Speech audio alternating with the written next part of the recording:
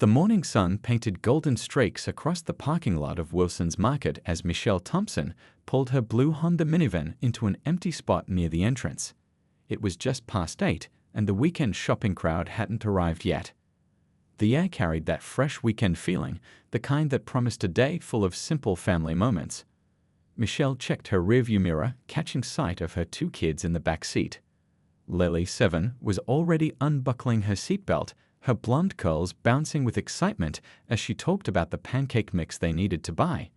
Next to her, 5-year-old Ryan was clutching his favorite dinosaur plushie, his fair skin and light hair so different from Michelle's warm brown complexion. "Remember what we talked about in the store?" Michelle asked, her voice warm and gentle as she turned to face her children. Both kids nodded enthusiastically. "No running in the aisles," Lily announced proudly. "And stay where you can see Mommy," Ryan added, hugging his dinosaur closer. Michelle smiled, her heart swelling with love for these 2 precious souls who had become her world 5 years ago. As an elementary school teacher, she had always known she wanted to be a mother, and when the opportunity to adopt came along, everything had fallen perfectly into place. She grabbed her purse from the passenger seat and stepped out into the crisp morning air. The familiar sounds of shopping carts and car doors mixed with birdsong as she helped Ryan out of his booster seat. Lily had already scrambled out her side, practically bouncing with energy. "Can we get the chocolate chip pancake mix?"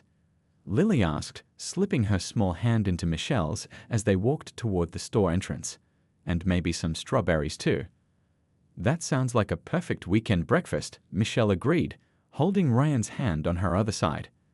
She had started their weekend pancake tradition shortly after the adoption was finalized, and it had quickly become their special family time. Every Saturday, they would shop for ingredients together, then spend the morning cooking and making memories in their cozy kitchen. The automatic doors slid open with a soft whoosh, releasing a burst of cool air-conditioned breeze. The familiar scent of fresh bread from the bakery section filled their nostrils, and Ryan's eyes lit up at the sight of the colorful produce display. This was their routine, their normal Saturday morning, just like any other family going about their weekend.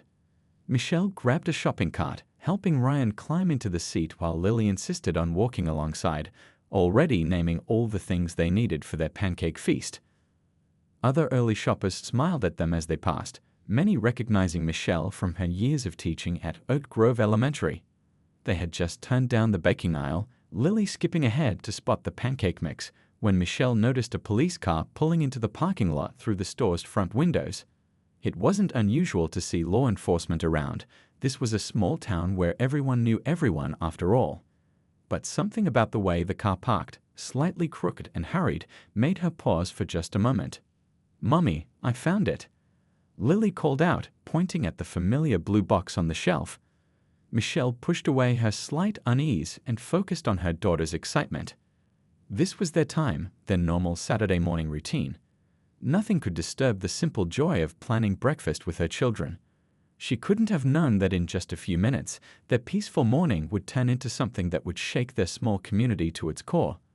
But for now, in this moment, she was just a mother with her children, picking out pancake mix on a sunny Saturday morning, their laughter echoing down the quiet aisles of Wilson's Market. The peaceful morning shattered like glass when a sharp voice cut through the quiet of the baking aisle.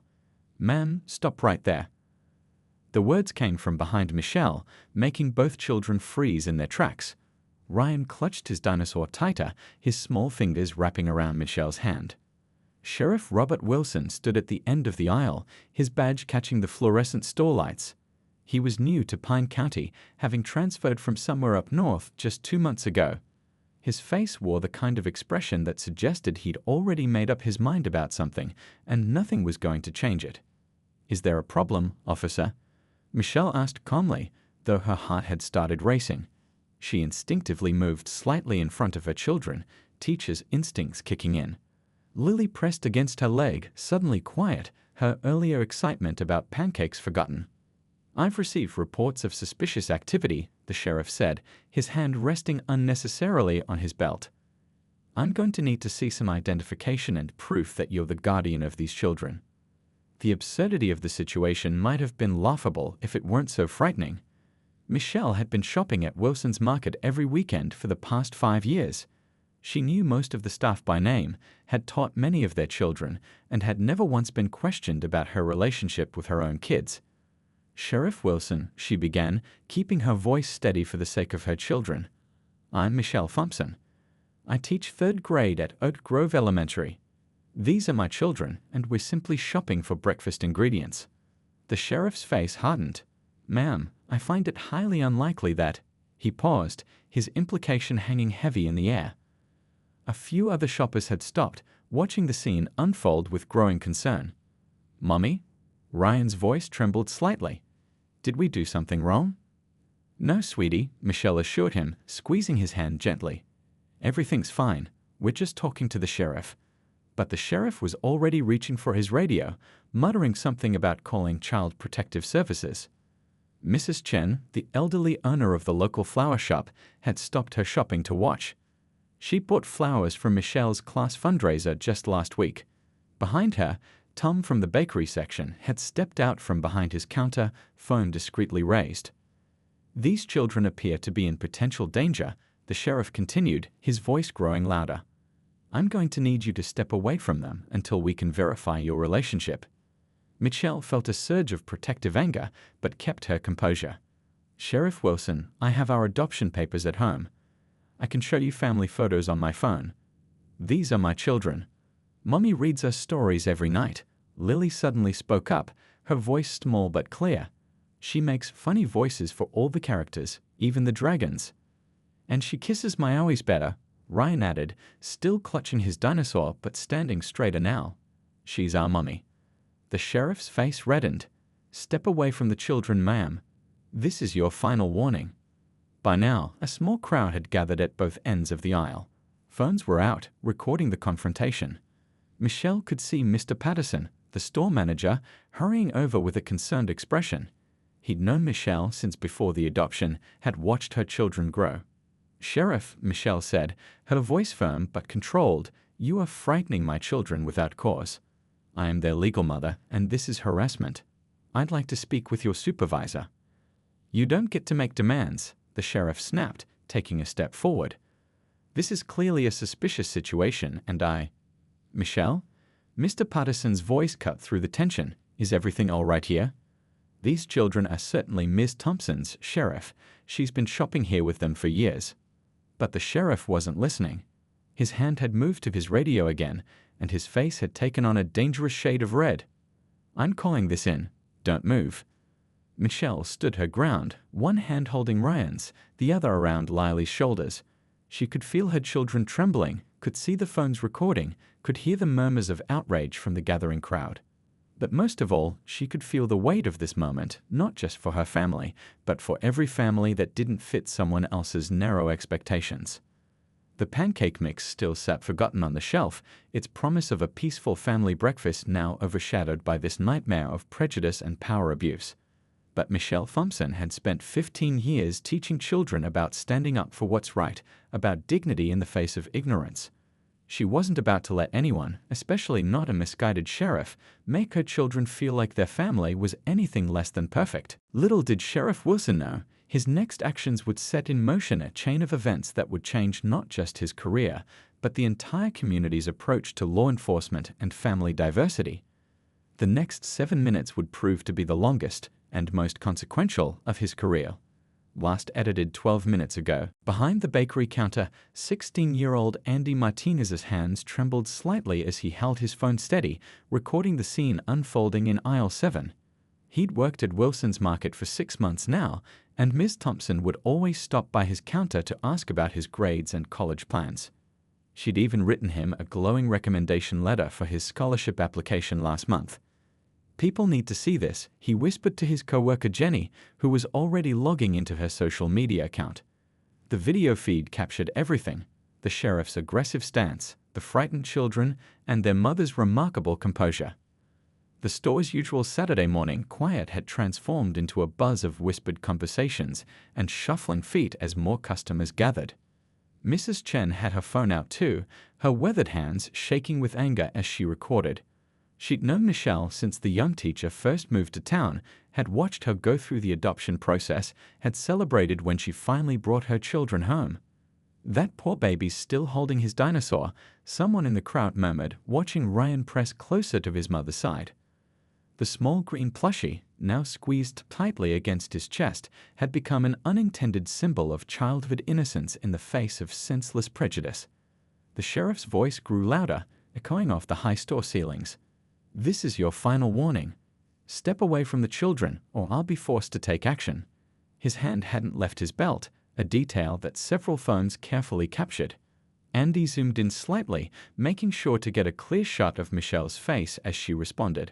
Her voice remained steady, though her eyes betrayed her concern for her children. "Sheriff, I understand you're doing your job, but you're making assumptions based on appearances. These are my children. I have photos, documents, and an entire community here who can verify that." Lily, still pressing against her mother's leg, looked up at the sheriff with a mixture of confusion and determination on her small face. "We're supposed to be making pancakes," she said, her voice carrying clearly in the tense atmosphere. "Mommy always lets us put chocolate chips in them on Saturdays." Several onlookers wiped tears at the child's innocent statement. Mr. Patterson, the store manager, had pulled out his own phone and appeared to be making urgent calls, stepping away briefly before returning to hover protectively near the family. The recordings captured every detail: the way Michelle kept herself between the sheriff and her children, how the other customers had formed a loose semicircle of support, the growing look of uncertainty on the sheriff's face as he realized just how many phones were pointed in his direction. Andy's video caught the exact moment when the first live-stream comment appeared.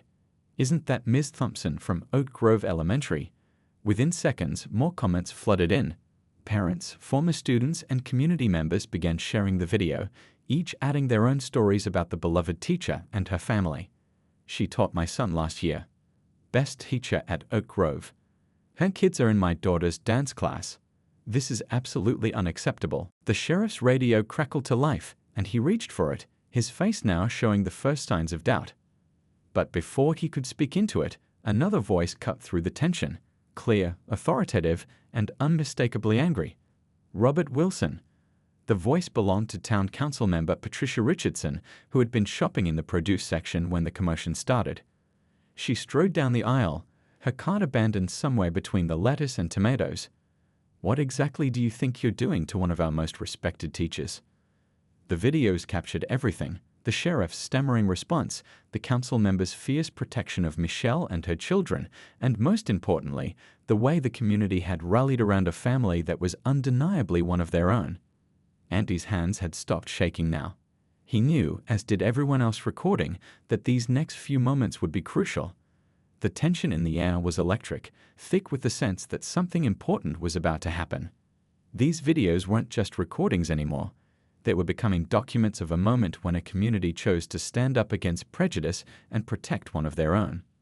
Little did the sheriff know, his next words would be the ones that would ultimately seal his fate. As phones continued recording, the next few minutes would transform this incident from a local disturbance into something much bigger, a catalyst for change that would reach far beyond the confines of their small town and the aisles of Wilson's Market. The thing about small towns is that news travels faster than social media algorithms can keep up. By the time Andy's video hit the local community Facebook group, phones across town were already buzzing with text messages and calls. The incident at Wilson's Market had become the morning's breaking news, spreading from neighbor to neighbor like wildfire. In the teacher's lounge at Oak Grove Elementary, where several teachers had gathered for weekend lesson planning, phones lit up simultaneously. Mrs. Henderson, the fourth-grade teacher, nearly spilled her coffee as she watched the video. "That's our Michelle," she gasped, immediately hitting the share button. "And those precious children of hers." Across town at the Little League baseball field, where Saturday morning practice was in full swing, parents huddled together watching their phones. Tommy's dad, Coach Anderson, recognized Ryan immediately. The boy had just started T-ball last month. "Practice is cancelled," he announced, already heading to his car. "We need to get to Wilson's Market." The local diner's Wi-Fi nearly crashed as customers shared the video. "I just served those kids pancakes last weekend," Betty, the veteran waitress, told anyone who would listen. "That mother brings them in every other Sunday after church. Those babies love their chocolate chip Mickey Mouse pancakes." The video comments section became a testimony to Michelle's impact on the community. She spent 3 hours after school helping my dyslexic son learn to read. When my house burned down last year, her class made us dinner for a week. She organized the fundraiser that got our school a new library. Those children are the most loved kids I've ever met. At the community center, where the morning yoga class was just ending, Mrs. Rivera, the retired principal who had hired Michelle 15 years ago, watched the video with tears in her eyes. She immediately called the current principal, who was already on his way to the store with Michelle's personnel file and adoption documentation. The local coffee shop became an impromptu command center. The owner, Mr. Lee, turned the TV to the local news channel, which had picked up the story. Regular customers who had watched Lily and Ryan grow up over hot chocolates and muffins sat glued to the screen, sending messages to everyone they knew. Outside Wilson's Market, cars started filling the parking lot. People weren't coming to shop anymore. They were coming to show support. The baseball team parents arrived first, still in their coaching gear. Then came the dance moms from Lily's ballet class, the church group Michelle volunteered with, and parents of current and former students. Inside the store, phones kept recording as Council Member Richardson continued addressing the sheriff. The crowd had grown, forming a protective circle around Michelle and her children. Ryan had stopped trembling, noticing familiar faces in the crowd. Lily spotted her ballet teacher and managed a small wave. The local newspaper editor arrived, having caught wind of the story through the paper's tip line. She didn't need to interview anyone. The story was writing itself through hundreds of social media posts, each one adding another layer to the portrait of a beloved teacher and devoted mother. Remember when she organized the winter coat drive? Someone in the crowd reminded others. She made sure every kid in school had warm clothes. And the time she stayed at school all night with the kids during that snowstorm? Another added, read them stories until their parents could safely pick them up. The power of community was showing itself in real time. This wasn't just about one incident anymore. It was about years of built-up goodwill, hundreds of small kindnesses, and countless lives touched by one teacher who happened to look different from her children. In the town's Facebook group, someone started a thread titled "Times Ms. Thompson Made a Difference." Within minutes, it had hundreds of comments. Parents shared stories of notes she'd written to encourage their children, of moments she'd gone above and beyond, of the way she made every student feel special. The local pizza place owner, watching everything unfold on his phone, started loading pizzas into his delivery car. Those people might get hungry, he told his confused staff. And we take care of our own in this town. Back in the store, Michelle held her children close, surrounded by a wall of support that grew stronger with each passing minute. The sheriff's face had lost its certainty, replaced by the dawning realization that he had severely misjudged not just a situation, but an entire community. What had started as one young employee's video had transformed into something much larger. A community's declaration that love makes a family, and that they would stand together against anyone who said otherwise. As the next few minutes would prove, this show of solidarity was about to have consequences that would reach far beyond their small town's boundaries. The first news van from Channel 6 pulled into the Wilson's Market parking lot exactly 37 minutes after Andy's video went viral. Reporter Kelly Chen, who had been covering a local flower show, practically jumped out of the van before it stopped moving. She recognized Michelle immediately. Her own daughter had been in Michelle's class 3 years ago. "This is Kelly Chen, reporting live from Wilson's Market." She spoke into her microphone, her voice steady despite her personal connection to the story. Behind her, more cars were arriving, packed with community members who had seen the videos. The parking lot looked more like a town gathering than a Saturday morning shopping scene. Inside the store, the atmosphere had shifted. The sheriff's radio kept crackling with incoming messages, each one making him look more uncomfortable. The county commissioner's office was blowing up his phone. They'd seen the videos too. "We're getting reports of similar incidents," a producer told Kelly during a commercial break. The story was growing legs. Other departments, other towns, other families who had faced similar prejudices were starting to speak up. Michelle's story had opened a floodgate. The local radio station dropped its regular programming to cover the developing situation. "We're taking your calls about Ms. Thompson," the host announced. The lines lit up immediately. She helped my son believe in himself again after we moved here. When my daughter was in the hospital, she brought the whole class's get well cards. Those kids have been in every Christmas play, every school event. They're part of our community. National news networks started picking up the story. Their producers called local contacts, seeking more information about the beloved teacher and her family. Someone found footage from last year's school talent show, Michelle in the front row, cheering as Lily performed her dance routine, Ryan clutching his ever-present dinosaur toy as he watched his sister. Social media experts would later say the story spread so fast because it hit every emotional note. The innocent children, the dedicated mother, the clear injustice, and most importantly, the community's immediate and overwhelming response. Inside Wilson's Market, where it all began, Michelle finally had a chance to sit down. The store manager had brought out chairs, and someone had fetched juice boxes for the kids. Lily had stopped crying, now fascinated by all the cameras. Ryan remained close to his mother, but had relaxed enough to show his dinosaur to a sympathetic news photographer. "Can you tell us about your family?" a reporter asked Michelle gently. Michelle looked at her children, a soft smile crossing her face. "We're just a normal family," she said, her voice carrying clearly in the now crowded store. "We make pancakes on Saturdays. We do homework together. We love each other. That's all that should matter." The cameras caught everything. The way Lily nodded at her mother's words, how Ryan squeezed her hand, the tears in the eyes of watching community members. This wasn't just news anymore. It was becoming a moment that people would remember, a story they would tell their children about standing up for what's right. The county commissioner's office released its first statement. "We are aware of the incident and are taking immediate action. This behavior does not reflect our community's values." But the media storm was just beginning. Clips from different angles of the confrontation played on every local channel. Each one showed the same thing: a mother protecting her children, a community protecting their own, and a system that needed to change. Outside, the crowd had grown so large that police from the neighboring county had to come direct traffic. But these officers were different. They greeted Michelle with respect, some even apologizing for their colleagues' behavior. One officer, her badge shining in the morning sun, knelt down to talk to Ryan about his dinosaur. News helicopters circled overhead, capturing the scene. A small-town grocery store surrounded by hundreds of people, all there to support one family. Signs started appearing in the crowd. "Love makes a family." "Stand with Ms. Thompson." "Our community," "Our teacher," "Our hero." As the morning turned to afternoon, the story kept growing. Every major news outlet had picked it up. Hashtags trended. Comments poured in from across the country. But in the middle of it all, sitting in a folding chair in aisle 7 of Wilson's Market, Michelle Thompson held her children close and showed the world what a mother's love really looks like.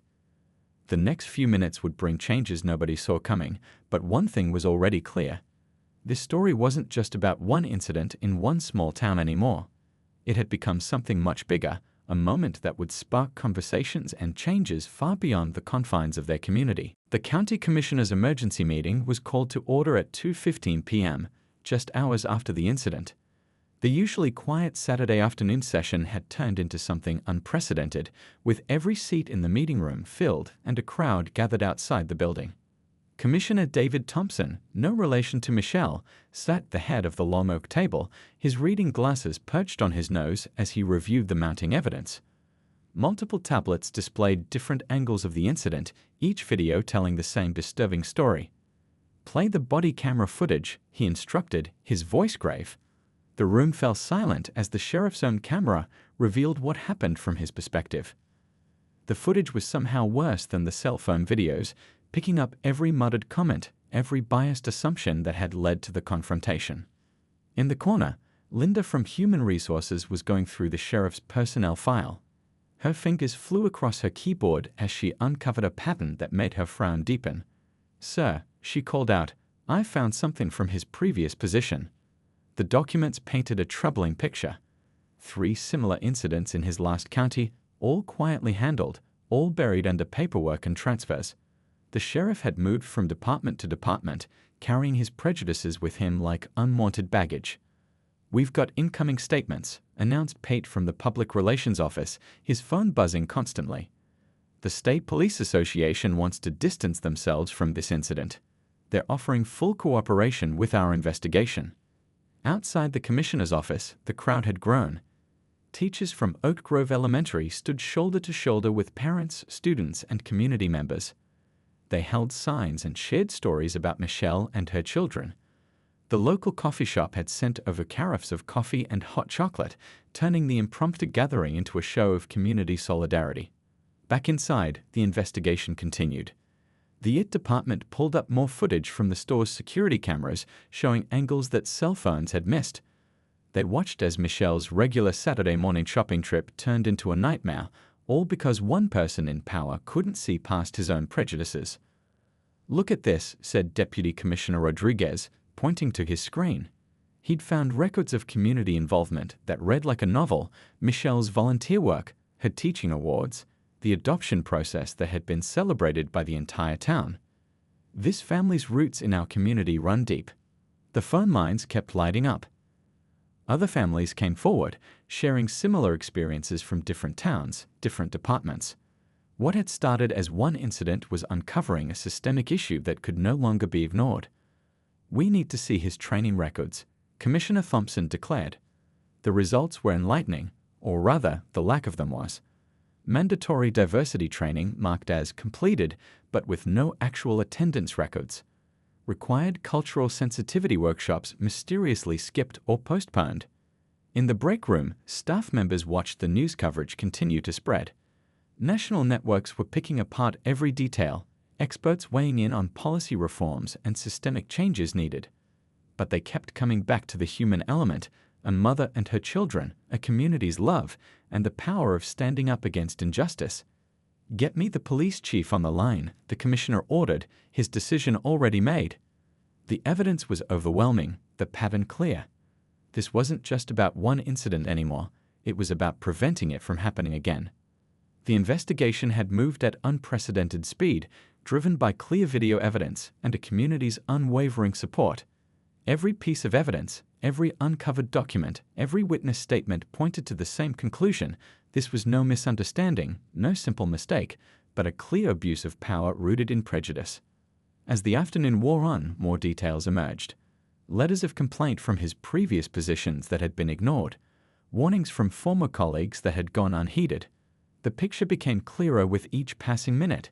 This was a problem that should have been addressed long ago. In the hallway, someone had posted pictures from last year's town festival: Michelle and her kids running the face painting booth, the sheriff's empty chair at the community engagement table.